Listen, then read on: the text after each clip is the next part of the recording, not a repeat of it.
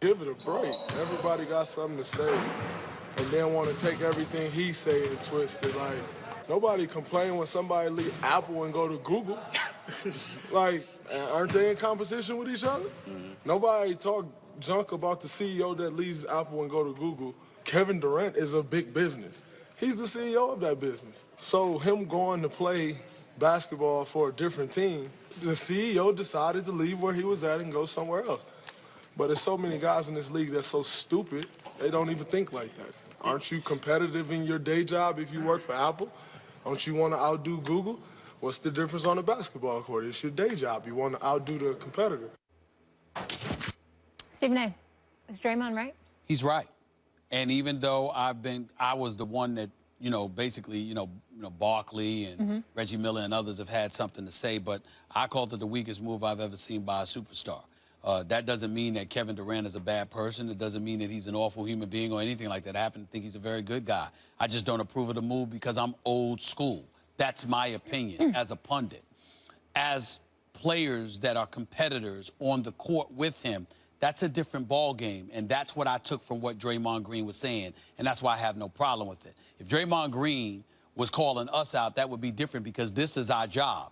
But as players who actually play in the NBA, there is a heightened level of sensitivity that he should have in defense of his teammate towards anybody who would have a problem with it because you're Draymond Green, you're playing. You're the guy that dropped 32, 15, and 9 in Game 7 of an NBA Finals. I firmly believe nothing to take away from LeBron James and his greatness and what he proved himself to be, nor Kyrie Irving for that matter.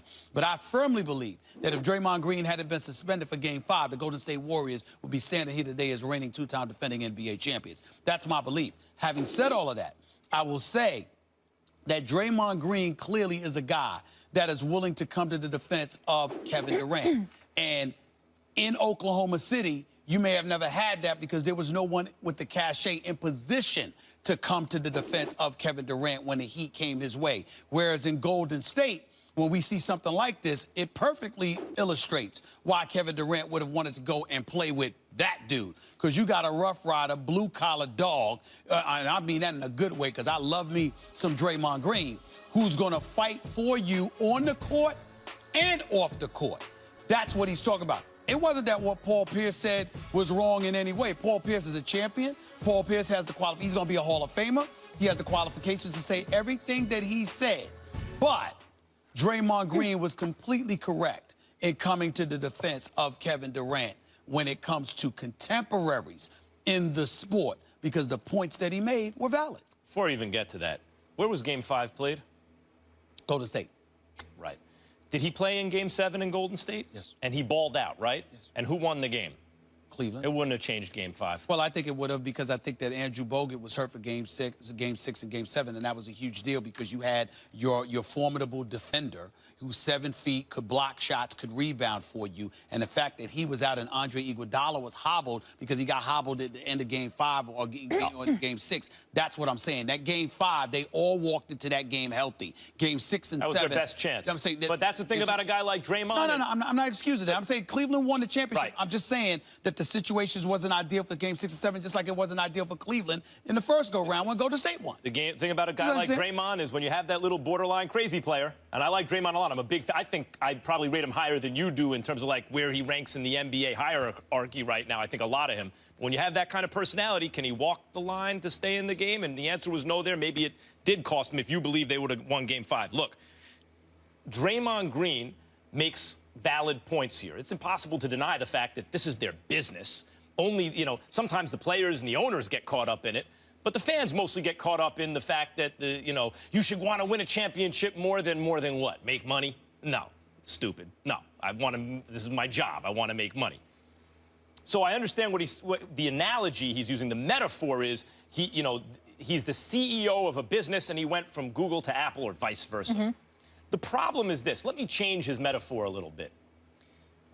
People like you, Stephen A. Smith, want Durant to want to be the CEO, and it's as though he was a CEO and accepted a job across the street he went from Google to Apple or whatever, and accepted a job as something less than the CEO. That's why part of the reason people are going at Kevin Durant. Not just that that's the team they lost to, not just that in some sense it feels anti-competitive to people. I'm not one of them. I love this. But it feels anti-competitive to people to join a 73-win team. Now you're going to reverse engineer your greatness. Look, I won a championship, therefore I'm great. No, no, no. You put a team over the top that should have been over the top already. That doesn't necessarily prove your greatness. That's another. But a big part of the reason is, as I mentioned in a previous segment, we want Kevin Durant to have a certain kind of alpha personality that he doesn't have, apparently. And some are holding it, I would say like you are, holding it against him more than others. So it's not exactly as Draymond describes it. He's just some employee going from one company to another. He's the top executive at one company accepting some lesser role at a better one. That's what people are really mad at him about. Let me say this, not debating any points that you make. My point is I'm not debating any of that stuff. I have a problem with him going to Golden State because I think that is the team that beat you. You're one of the top 3 players in the world. You're not on some scrub team. You're on a legitimate title contender. And to go to the team that beat you is my issue. Had it been anyone else, I would not have cared. I do have a problem with you going to the team that beat you when both of you are literally on the doorsteps for a championship. To me, it speaks of traitor. That's what it speaks to. And the way the message was delivered. If it were the first round that you lost to Golden State, that's different. You're in a Game 7 of a conference finals, and you go to the team. I don't care what anybody says. That's how I feel. Now, having said all of that, this is the problem. And you know, Charles Barkley says this all the time. People out there are too damn sensitive. Like, for example, there are people out there that think I don't like Steve Kerr. I think Steve Kerr's a wonderful guy. He's a wonderful guy, and he's proven to be a great coach. My problem is I also think he's incredibly lucky because of the opportunity that he got. And he piggybacks off of what Mark Jackson did. So my issue is not with Steve Kerr at all. It's with the Golden State Warriors taking that opportunity away from Mark Jackson, because I think Mark Jackson would have been Steve Kerr. It doesn't mean that Steve Kerr isn't great. It means that Mark Jackson is somebody I believe could have been great as well, but that's an opportunity that wasn't afforded to him. But I talked to there's no owner in sports that I respect more than Joe Lacob. And he and I have talked on several occasions, and he's explained his decision, he understands, and we respectfully disagree. But I respect the hell out of that man, and that organization is phenomenal. But this notion that because you disagree with a decision, that you dislike the person and you hate what they are, what they represent, and what they stand for. No, Kevin Durant is a good dude, just like Steve Kerr is a wonderful man and a great coach. I just disagree with how things go down. And in Kevin Durant's case, there is no... the Lord himself could not convince me that Kevin Durant did not make what I consider to be the weakest move I have ever seen from a superstar in my life. A top 3 player in the world in a Game 7 of a conference finals, loses after being up 3-1, loses after choking in Game 6, losing after sit up there and coming up short in Game 7, and you turn around and go to the very team that beat you? I have an issue with that move. Not with Kevin Durant, the person, not with Kevin Durant, the basketball player, not with Kevin Durant, the basketball ambassador, the humanitarian, and all of the wonderful things about him. I have a problem with that one move. It will not change. I don't give a damn what anybody says. I can go to church, the pastor can sit there and pray with me. The Lord himself, I can't imagine, will convince me that I am wrong about that. I believe it is the weakest move I have ever seen, and I will not change. We're going to be talking a lot more about this. I will not change that. It will not. It was weak. Let's leave it there. Breaking news, and I chose to do it here, despite your choice of bad suits. Do you know how upset it makes me to hear you guys go back and forth? You know what I know? What do you know? I know that an MVP is somebody that doesn't score 5 points in a game. I know that much. I know that much. I chose to do comedy and act. I could have went the basketball route. I know basketball, Steve. First Takers became a home for me. You know why? Not only do we come here and talk sports and what's going on in the whole athletic arena that we follow, but guys, you allow me to come here and be myself. Back here on First Take, Stephen A's birthday, Kevin Hart in the house. Kevin, I need to talk to you. Let's talk. Do you know what I deal with every day with these egos trying to get a word in? Sounds like a lot. It's a lot. Sounds like it's stressful. And you have to try not to miff anybody and, you know, get to break, things not like fair. that, get commercials in. It's not fair to you. Yeah, I need to take a break from it. You know what? Take I have over. no problem with it's taking just, over. it's been a lot. I have no It's been a problem with lot. taking over. Stephen A. especially, a Yeah. lot to deal with. I Yeah. want to be nice because it's his birthday, Yeah. but Your chair's a little higher than what I'm used to, but I'll get it. Sure you can get up there? You need help? Fine. Hey, You good? It's fine. It's fine. I just want chairs are I was just looking out. I was just looking out. These chairs are I adjustable. was just looking out. I was just Excuse looking- me, Steve. I'm taking over. Okay? Yeah. You're not going to do to me what you do to her. exactly. I'm going to get some pointers. Okay? I'm going to show you Come how back to run stronger. the show. All Thank right? you. Yes, let's Now, do this. this is your info here. Yes, yes, Okay? yes. First of all, let me do what you would do. Yeah. A few weeks ago, Usain Bolt was on the show and had some kind words for you, Kevin. Pause for sound.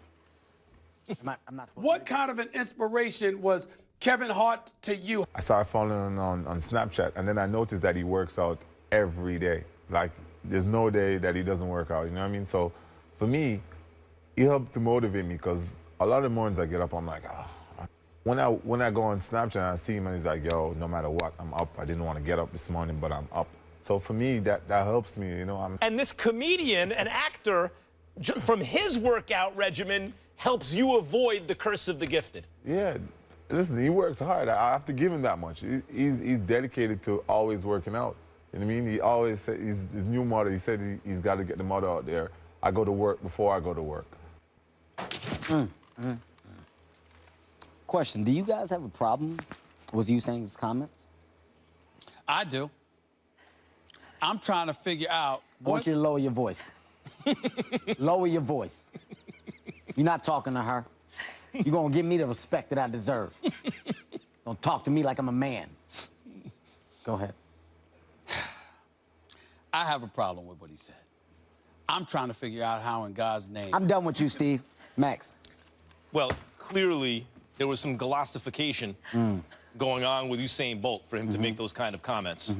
And he aggrandized the entire problem. I'm following you. You know what I mean? With his references to you, Yeah. who, while you're very athletic for an actor, for a comedian, I'm going to stop you right there. I'm done. I'm done. You want to know what I'm seeing? You want to know what I'm smelling? Jealousy. Jealousy. I'm sorry that my body is perfect. What do you want me to do? I'm sorry that I'm in the most amazing shape that I could possibly be in. I'm sorry that I don't sit down and my underwear is flip over, that little band flip over like it does you guys. is that why you wore a onesie to the set today? This is called a sweatsuit. Oh. It's called an athletic I sweatsuit. wasn't sure. Because you guys got No, snap-off suits on that you can grab from the back and do what you want with. You mad at me? I'm sick of it. I'm sick of it. I am jealous of you. I am jealous of you. You're rich. You're making movies every day. But that's not the reason why. You're living in California in the sunshine. And because you're living out there, one of many stars, you know, you get to walk down the street and people like, oh, that's Kevin. Hey, what's up? While me, I'm bombarded. I'm suffocated. You understand what I'm saying? I have no peace of mind. People might walk up to you occasionally, and they might want to just take a picture with you and say, congratulations, great work. With me, they want to debate. My life is harder. Well, Stephen, here's what I want you to realize. A, you're lying. Nobody comes up to you. Okay? Stephen A. Smith does not have one fan. Not one. There's never been a request for a picture. There's never been a request for a debate. You are you're snap finger famous. That's the guy, what's the guy that's on the, what's the guy that's, what's the guy that's on the thing, they're on the ESPN thing. That's what they do. They rev it That's up. actually me. They know his name. That's what they do, okay? I know you'd like to believe that. No. I want you to understand something. I'm a big deal. But you know what I welcome? I welcome fans. I welcome engagement. You know why? Because that may make that person's day. So for you to sit here and tell me that it's hard that people want to come up here and support your craft, it makes me sick. Makes me sick to my stomach. Sick to my stomach. Also has better reflexes than you. He does. Kevin Hart, let's talk to you for a Adam second. Sue. Let's talk to you, Kevin. Kevin, you got a new movie coming out called What Now? You want to talk about it? Well, it's funny you asked me, Kev. Listen, man, this is my best work to date. I love this My movie. best work to date. I'm so happy about this movie. I made history, and I'm just trying to remake history again. I'm just trying to put my imprint in this generation. For me as a stand-up comic, man. So, you know, when you ask that question, it just makes me smile because I'm bringing joy to people's lives. At the end of the day, I love to live, I love to love, and I love to laugh. It's the 3 L's, man. So when you ask me that, it's just, it's mind-blowing. I just ask that everybody go support my movie because it's good. It's funny. The people have spoken, and that's what the people want. Kevin, I couldn't have said it better myself. Kevin's new movie, Kevin Hart, What Now, is actually in theaters. It's in theaters today, so why don't you guys do him a favor, go out and support that man. Kevin, any last words? I just want to say that I love coming here. You know, when I come here, you guys are really, really cool about me doing my thing. And it may be because I'm better than you at your jobs. I don't know, okay? The fact that I'm a walking almanac. The fact that I don't wake up. I ask for respect. Don't point at me. I ask for respect. I think you know what an almanac means. Yeah, I'm sure about that. My name is Mac, and I got on a suit with a nice tie, so I'm gonna say something like this. Almanac. I think you mean an encyclopedia. I'm Mac, and I know words. Like elasticized. I'm sick of it. The both of you. You're gonna give this woman the respect that she deserves from now on, else I will come back. That was the genius Since move, though. You just come to yourself. You tee up yourself. I do You need a killed favor. it. You I shut do it need down. a Happens to favor. be a genius. Before you get out of here, I do need to ask you a question because, you know, you are a basketball fan. Ask me. You're not a basketball player. You're a basketball fan. This is ridiculous. But I have to ask you a question. I want to know how you're feeling about this NBA season since Kevin Durant has decided to go to Golden State. What are your thoughts? I think we have to respect the business that goes along with the NBA and understand a person's decision. When you have a choice, you have a No choice. one really cares about your sports opinion. You're supposed to do something funny. No, I'm going to give He's a teeing real you up. opinion. No, this is a real opinion, okay? He's my friend, and I'm going to give my real opinion on it. You want to see how I know basketball? I'm going to tell you how I know basketball. That man is looking for a championship. That man is willing to get it any way, shape, form. That's what he wants. He wants that in his career. We don't know how long that man plans on playing. He may be close to being done. He may want to get it now. Whatever his reason is justified to him. I support that. I back that. Russell Westbrook is also my friend. So Russell Westbrook, being the competitive person he is, and I don't know nobody that has that same hunger and that same anger that that man possesses on the basketball court, this did nothing but fuel the fire for him to be even more competitive and even more great at what he does. So you use it, and on the court, you do what you do best, you play ball. One should have nothing to do with the other. At the end of the day, it's a business. You make decisions that are best for you. You're telling jokes in the movie, though, right? I just laid down facts. And you know what I say after that? What now? Kevin, thank you so much for being here. Appreciate it. I destroyed this show today. Yeah, you did. You did. Somebody Show come me put how to me shut out. it down. Put me You out. Yourself. Thank you, 'Cause I'm thank you. on fire. More First Take after the break. Stay Bye, here. Kevin. I'm On on your fire. birthday. I'm on fire. Put me out. Somebody bring a fire extinguisher out here.